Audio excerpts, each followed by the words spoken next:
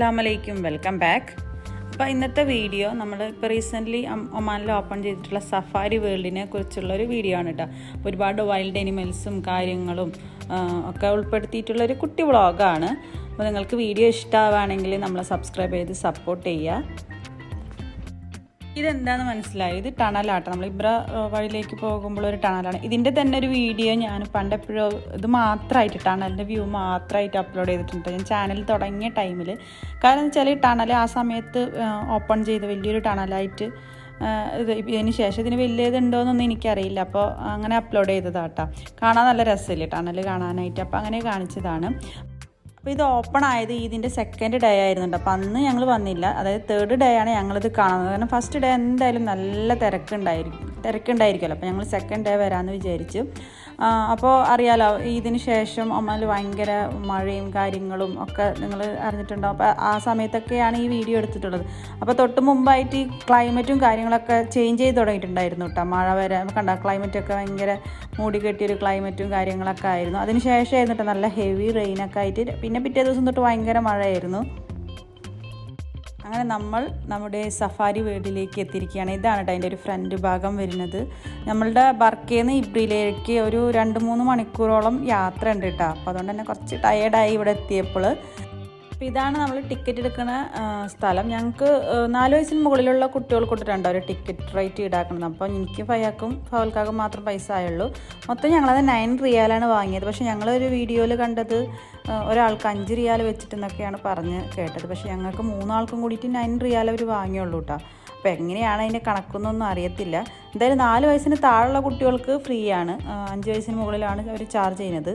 അപ്പോൾ നമ്മൾ കയറി വരുന്ന എൻട്രൻസ് ഭാഗമാണ് കേട്ടോ. നമ്മൾ എനിമൽസിൻ്റെ അടുത്ത് കിടക്കുന്നതിന് മുമ്പായിട്ട് ഇവിടെ കാണാൻ അതിമനോഹരമായിട്ട് ഒരു സ്പോട്ട് അവർ ഇങ്ങനെ സെറ്റ് ചെയ്തിട്ടുണ്ട് കേട്ടോ. പക്ഷേ അപ്പോൾ നമ്മൾ ഈ ഇതിലേക്ക് കയറി വരുമ്പോൾ തന്നെ നമുക്ക് വല്ലാത്തൊരു അടിപൊളി സ്ഥലം എന്നുള്ളൊരു ഫീലിംഗ് വരുന്നുണ്ട്. കാരണം അത്രയും ഡെക്കറേറ്റീവ് ആയിരുന്നു ഈ ഒരു ഭാഗം കാണാനായിട്ട്. ഇവിടെ നിന്ന് അങ്ങോട്ട് എങ്ങനെയാണെന്ന് വെച്ചാൽ ഇത്രയും ഇത് നമുക്ക് കിട്ടിയില്ല. ഇത് കണ്ടപ്പോൾ ഞങ്ങൾ സംഭവം അടിപൊളിയായിരിക്കും എന്നൊക്കെ വിചാരിച്ചാൽ, കാരണം അത്രക്കും മനോഹരമായിരുന്നു കേട്ടോ ഈ ഒരു പോർഷൻ. അപ്പോൾ അവിടെ നിന്ന് അങ്ങോട്ട് കയറി കഴിഞ്ഞാൽ പിന്നെ എനിമൽസിൻ്റെ സെക്ഷനാണ് കേട്ടോ. ഫസ്റ്റ് തന്നെ നമ്മളുടെ കാട്ടിലെ രാജാവിനെ തന്നെ നമുക്ക് അവർ കാണാനായിട്ട് വെച്ചിട്ടുണ്ട്. പക്ഷെ 2 ആളും പെൺസിംഹം അതെ ആൺസിംഹം അതെ നല്ല ഉറക്കത്തിലാണ്. സത്യത്തിൽ ഈ ഒരു സൂവിൻ്റെ കംപ്ലീറ്റ് വർക്കും കഴിഞ്ഞിട്ടില്ല കേട്ടോ. ഇനിയും ഒരുപാട് കാര്യങ്ങൾ വരാനുണ്ടെന്നാണ് അറിഞ്ഞത്. അപ്പോൾ കുറച്ചൊക്കെ കഴിഞ്ഞിട്ടുള്ളൂ. അതാണ് ഇപ്പോൾ ഇതിന് നമുക്കായിട്ട് തുറന്നു വെച്ചിരിക്കുന്നത്. അപ്പോൾ അതുകൊണ്ട് തന്നെ പണി കഴിയാത്തതുകൊണ്ടാണോ എന്നറിയില്ല, ഒരുപാട് അപാകതകളുള്ളതായിട്ട് തോന്നി. കാരണം നമ്മൾ ഈ എനിമൽസിൻ്റെ പേരൊന്നും അവർ എഴുതി വെച്ചിട്ടില്ല, നമുക്ക് ഏത് എനിമൽസാണ് അല്ലെ. നമുക്ക് എല്ലാതും ഇപ്പോൾ കണ്ടാൽ അറിയുന്നതാവില്ലല്ലോ, ചിലതും നമുക്ക് പേരറിയാത്ത എനിമൽസ് ഉണ്ടല്ലോ. അപ്പോൾ അങ്ങനെ പലതിൻ്റെയും പേര് അവർ എഴുതി വെച്ചിട്ടില്ല കേട്ടോ.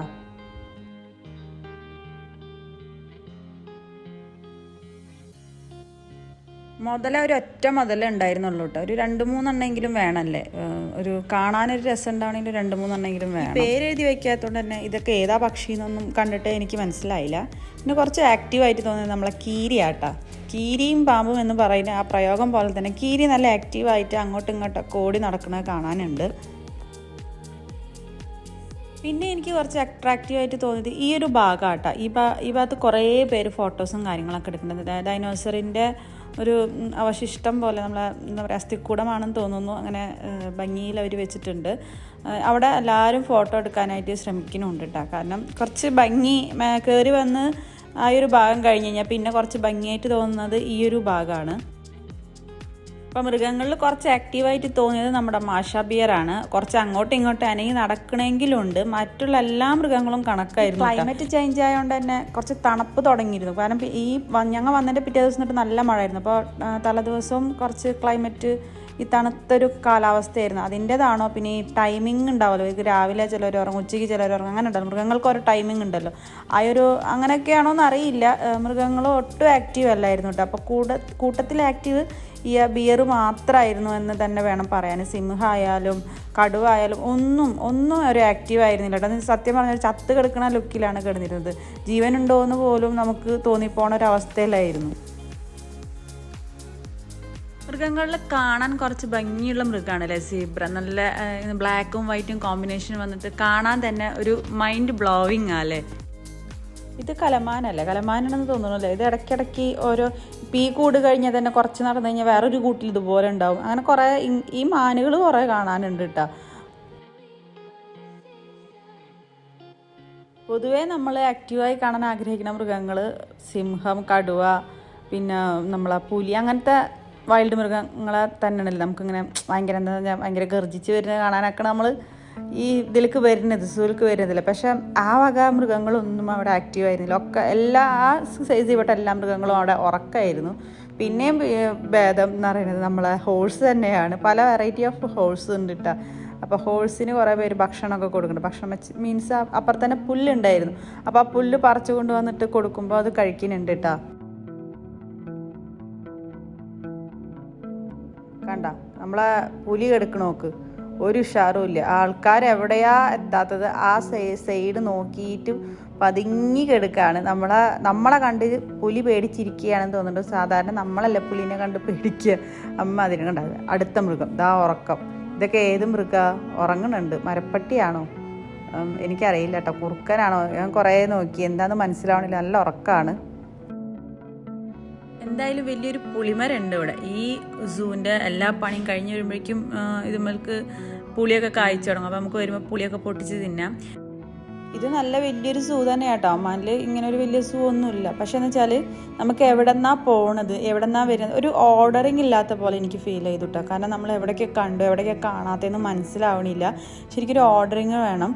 ബർക്കയിലൊരു സൂ ഉണ്ട്. എനിക്ക് തോന്നുന്നു കുറച്ചും കൂടെ പോവാനും നമുക്ക് എല്ലാതും വിസിറ്റ് ചെയ്യാനും കുറച്ചും കൂടെ ഈസിയാണ്. ഇത്രക്ക് മൃഗങ്ങളൊന്നും അവിടെ ഇല്ലെങ്കിലും കുറച്ചും കൂടെ നമുക്ക് എല്ലാ മൃഗങ്ങളും കണ്ടു എന്ന് ഉറപ്പ് വരുത്താൻ പറ്റും. ഇവിടെ നമുക്ക് ഏതൊക്കെ കണ്ടു, ഏതെങ്കിലും മിസ്സായിട്ടുണ്ടോ എന്നൊന്നും നമുക്ക് മനസ്സിലാവണില്ല കേട്ടോ. പിന്നെ പലതരം പാമ്പുകളുടെ സെക്ഷൻ ഉണ്ട്. പക്ഷെ അവിടേക്ക് ഒന്നും ഓരോ ടൈമിംഗ് ഉണ്ട്. രാവിലെ വരുന്നവർക്ക് പാമ്പിനൊക്കെ കാണാൻ പറ്റുള്ളൂ എന്ന് ഞങ്ങളോട് ചോദിച്ചപ്പോൾ പറഞ്ഞത്. പാമ്പ് നമുക്ക് പാമ്പിൻ്റെ മേലൊക്കെ നമ്മളെ തോളത്തിട്ട് ഫോട്ടോ ഒക്കെ എടുക്കാമെന്ന് പറഞ്ഞു. ഞങ്ങൾ വീഡിയോയിൽ കണ്ടിട്ട് ചോദിച്ചു കേട്ടോ. പക്ഷെ അത് രാവിലെ വരണത്ര. അപ്പോൾ അതാണ് പറയുന്നത്, ഈ മൃഗങ്ങൾക്ക് ഓരോ ടൈമിംഗ് ആണ്. ഇപ്പോൾ നമ്മൾ ഇപ്പോൾ ഒരു ഉച്ചയ്ക്കാണ് പോയത്. ഇപ്പോൾ ഈ വീഡിയോ എടുക്കുന്ന സമയം എന്നൊക്കെ പറഞ്ഞാൽ 5 മണി 6 മണിയാണ്. 7 മണി ആകുമ്പോൾ ഇത് ക്ലോസ് ചെയ്യും. കാരണം ചില മൃഗങ്ങൾക്ക് ഉറങ്ങേണ്ട ടൈം ആകുമ്പോൾ പിന്നെ അവരത് ഓപ്പൺ ചെയ്യില്ല. അപ്പോൾ ഞങ്ങൾ വന്ന ഭാഗം തന്നെ, നമ്മൾ കയറി വരുന്ന എൻട്രൻസ് ഭാഗം തന്നെയാണ് കുറച്ചുകൂടെ കാണാൻ മനോഹരം. നമുക്ക് ഫോട്ടോസ് എടുക്കാനും വീഡിയോസൊക്കെ എടുക്കാൻ പറ്റിയ നല്ലൊരു കേജ് മാതിരിയുള്ള നല്ലൊരു ഭാഗമാട്ടോ അത്. അപ്പോൾ അവിടെ ഞങ്ങൾ വീണ്ടും കുറച്ച് നേരം സ്പെൻഡ് ചെയ്യാമല്ലോ എന്ന് കരുതിയിട്ട് അങ്ങോട്ടേക്ക് വന്നു. പിന്നെ ഈവനിങ് കണ്ടില്ലേ, സന്ധ്യയായി തുടങ്ങി. പിന്നെ ഞങ്ങൾ നടന്ന് വയ്യാണ്ടായപ്പോൾ തിരിച്ചു പോവാണ്.